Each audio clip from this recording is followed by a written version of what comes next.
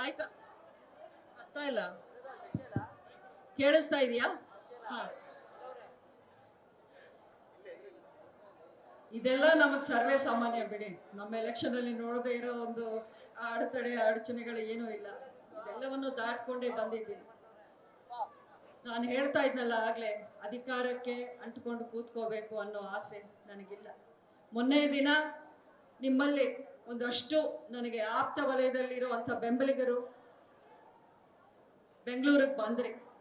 ನಿಮ್ಮ ಭಾವನೆಗಳು ನೀವೂ ಹಂಚ್ಕೊಂಡ್ರಿ.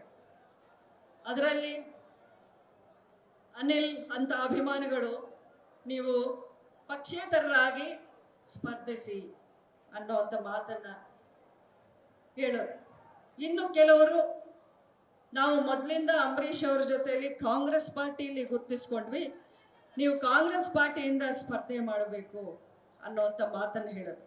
ಉಳಿದವರು ನೀವು ಯಾವುದೇ ತೀರ್ಮಾನ ತಗೊಂಡ್ರು ನಿಮ್ಮ ಜೊತೆಯಲ್ಲಿ ನಾವು ಇರ್ತೀವಿ ಅನ್ನೋಂಥ ಮಾತನ್ನು ಹೇಳಿದ್ರು. ಇವತ್ತು ನಾನು ತುಂಬಾ ಯೋಚನೆ ಮಾಡಿದ್ದೀನಿ. ಎಲ್ಲ ನನ್ನ ಆಪ್ತರ ಜೊತೆಯಲ್ಲಿ, ವರಿಷ್ಠರ ಜೊತೆಯಲ್ಲಿ ನಾನು ಸಮಾಲೋಚನೆ ಮಾಡಿದ್ದೀನಿ. ಸುದೀರ್ಘವಾದ ಚರ್ಚೆಗಳನ್ನು ನಾನು ಮಾಡಿದ್ದೀನಿ.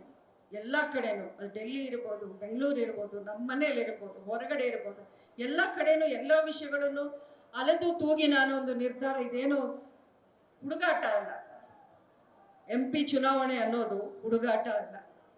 ನಾನು ಆಗಲೇ ಹೇಳ್ತಾ ಇದ್ದೀನಿ, ಬದಲಾದ ಪರಿಸ್ಥಿತಿ, ಬದಲಾದ ಸನ್ನಿವೇಶ, ನಾವೂ ಪರಿಸ್ಥಿತಿನ ಅರ್ಥ ಮಾಡ್ಕೊಳ್ಬೇಕಾಗಿರೋ ಒಂದು ಸಮಯ ಇದು. ನ್ಯೂಸ್ ಫಸ್ಟ್, ನಿರ್ಭೀತಿಯಿಂದ ನಿಮ್ಮ ಪರವಾಗಿ.